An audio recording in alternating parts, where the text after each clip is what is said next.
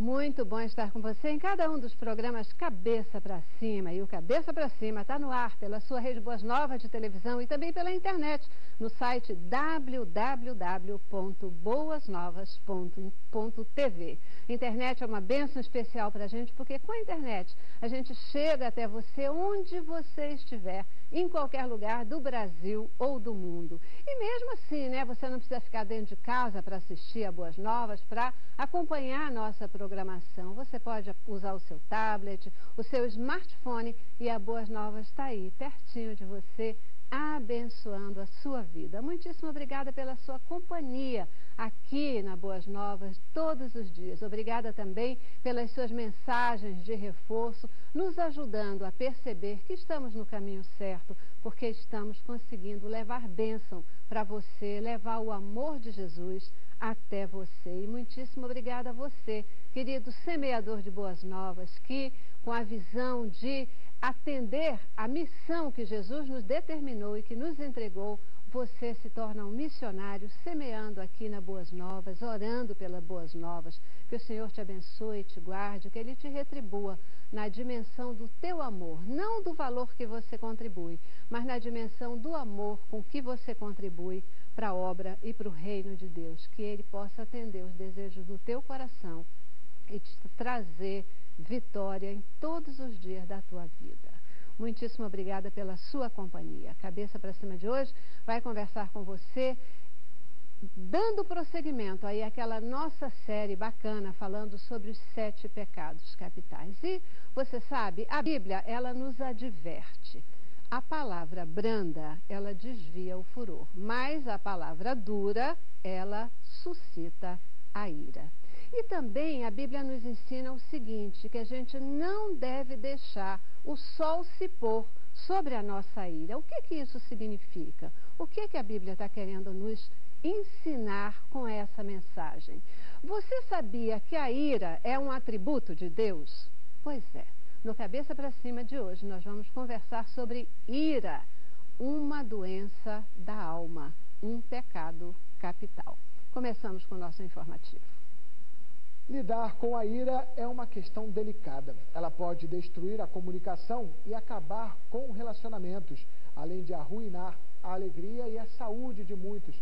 É muito comum que as pessoas tentem justificar a sua ira, ao invés de aceitar a responsabilidade pelo seu comportamento. Ira, que é um termo de origem latina, refere-se à fúria e à violência.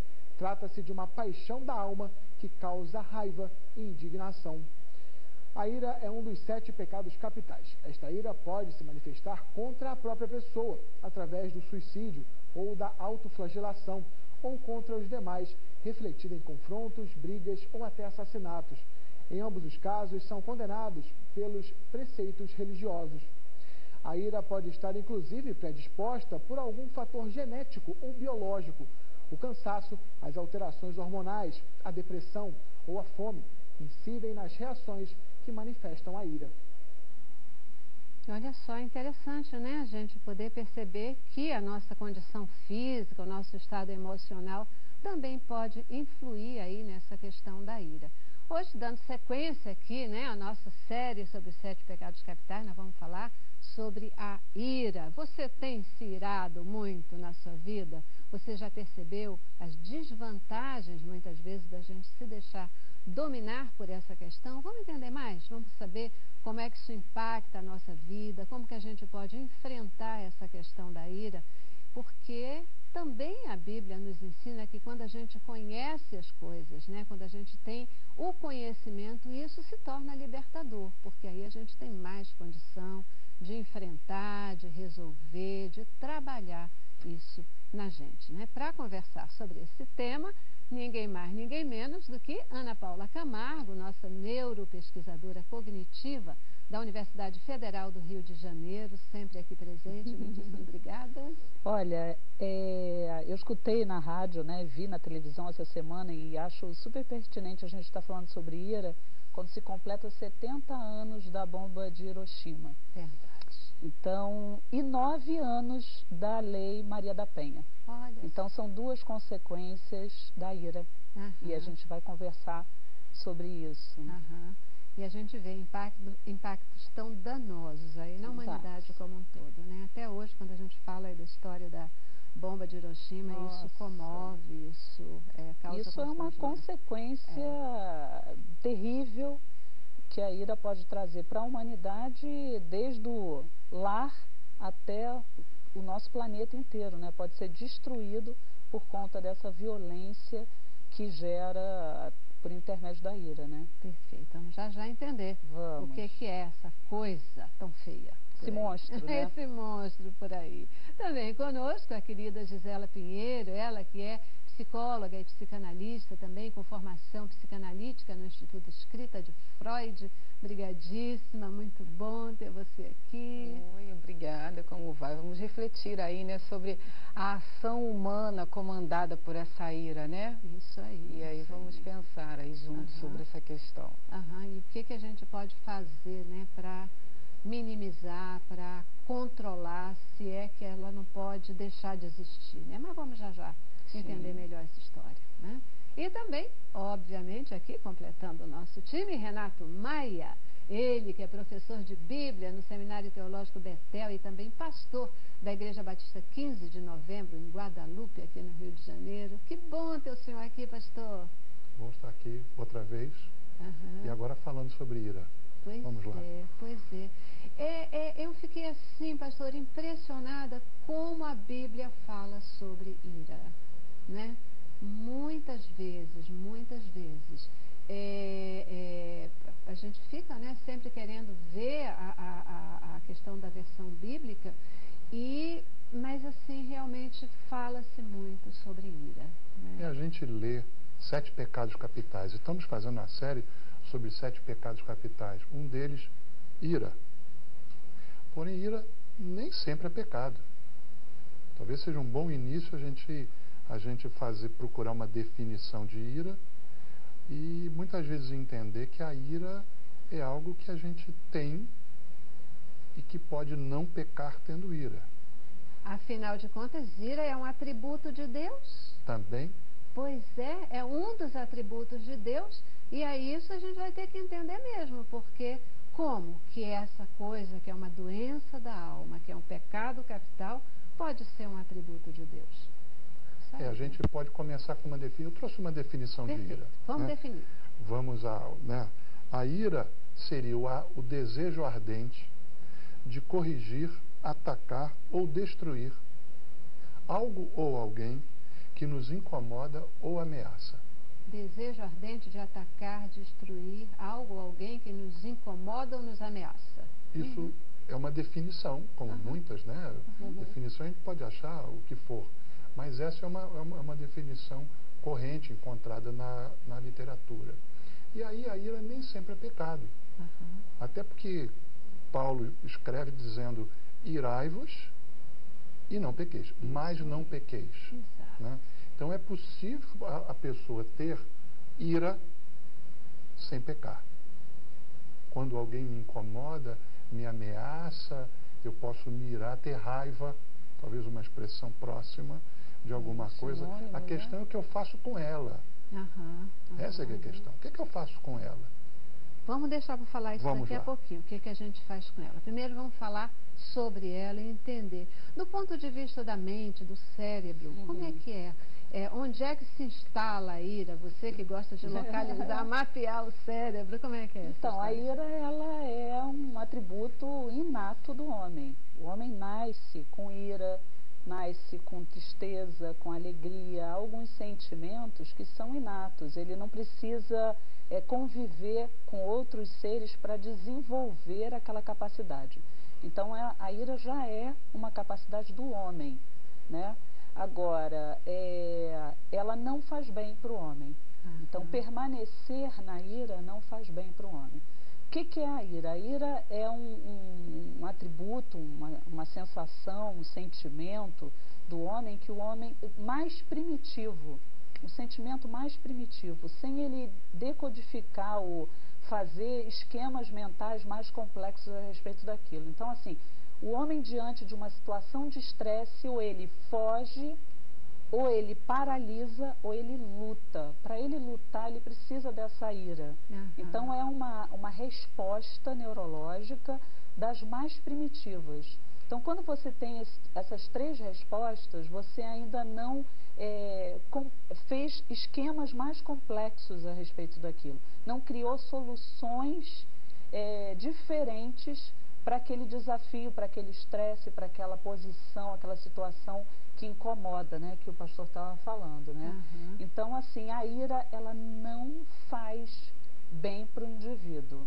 A ira a longo prazo, né? Então, assim, obviamente, não tem como o indivíduo não sentir ira, raiva, né? Ou ele, diante de uma situação, ele se sentir incomodado e sentir essa sensação que ela vai de um gradiente do mais brando até a fúria total de jogar uma bomba, né, nuclear num país. Então você vê desde uma atitude que você fica com uma raiva, mas você consegue conter aquela raiva, consegue fabricar dentro de você uma resposta para aquela raiva, né? E se concentrar naquilo, até uma situação que você não consegue, você fica completamente bloqueado para uma questão racional. E aí é que é o problema muito sério. Mas a gente vai estar conversando sobre todos esses processos, eu acho que mais profundamente, mas acho que a Gisela até pode... Eu queria também ouvir da Gisela isso, né? Raiva e ira são sinônimos, é a mesma coisa? Eles têm gradações diferenciadas? Como é que é? Nós podemos pensar assim em sinônimos da ira. A raiva, com esse sentimento, né, de incômodo, que você falou, dentro de um gradiente, né?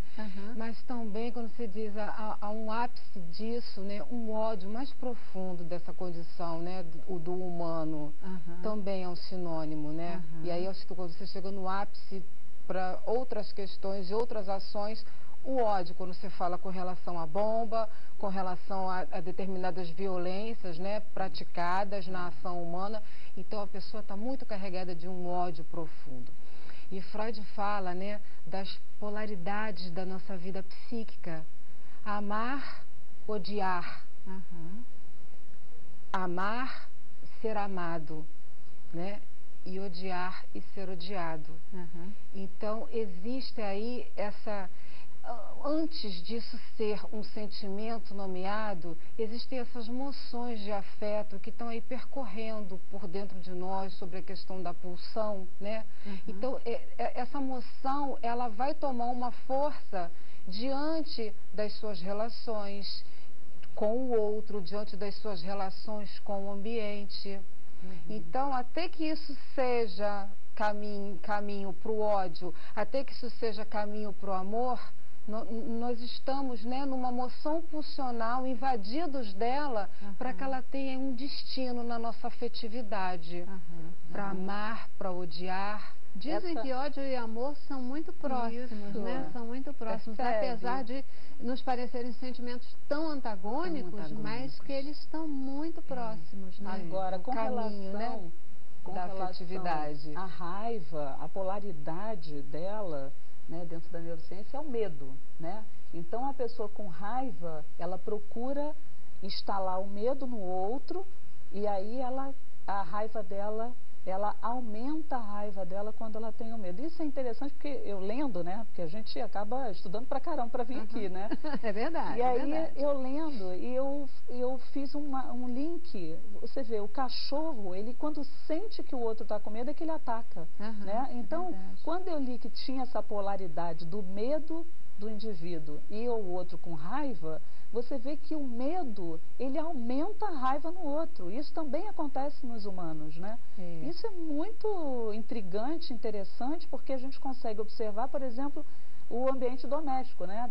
Dos 9 anos da Lei Maria da Penha. Quer dizer, que tem o opressor e o oprimido. O oprimido no medo e o opressor na raiva, no ódio, na fúria, né? E um se alimenta do outro, né? Quanto mais o oprimido ele sente o medo, mais ele joga gasolina nesse opressor, nessa fúria, nesse ódio. Eu gosto de pensar quando a gente, né, nessas atitudes de raiva, etc., de ira que se tem, quando você parte para bater, quando você parte para destruir, o meu olhar para isso é sempre assim, de que, daquilo do irracional que você estava comentando, né, alguma coisa que... Inconsciente. Inconsciente. Né? Você não tem mais como enfrentar o problema ou com palavras ou com atitudes, né, com atitudes de mansidão, etc. Então, quando você não consegue mais fazer isso, você parte para ignorância, né? Você bate. Muitas vezes, pais que batem nos filhos, situações dessa ordem, nem sempre esse bater é um bater racional, ele acaba sendo, você não tem mais argumento de palavra, você não sabe mais agir aqui, transformar pela mente, aí você parte para algumas atitudes. Isso que você está falando é neurociência pura, porque o que acontece? A partir do momento que o indivíduo tem uma situação e ele não encontra uma solução para aquela situação, ele fica numa resposta mais primitiva, ele vai buscando respostas mais primitivas. E são as respostas mais primitivas? Luta, fuga ou paralisar. Então, são as três respostas. Quando você se vê diante dessa resposta, quando numa situação de estresse, você teve essa resposta, é justamente porque o seu cérebro procurou uma solução, não encontrou, e aí foi para a resposta mais primitiva. Até complementando, Celeste, quando você colocou agora essa situação, né, é exatamente isso. A violência entra quando a partida para o ato. É o ato, porque as palavras se esgotaram, não deu mais conta. E aí parte-se ao ato, comete-se a violência. A palavra, ela já perdeu, é quando a palavra não dá mais conta dessas expressões, né? Certo. Eu já preciso ir para o nosso primeiro intervalo, vou dar a nossa paradinha e volto. Vocês falaram que esse sentimento ele já nasce com as pessoas, né? Já nasce com o indivíduo.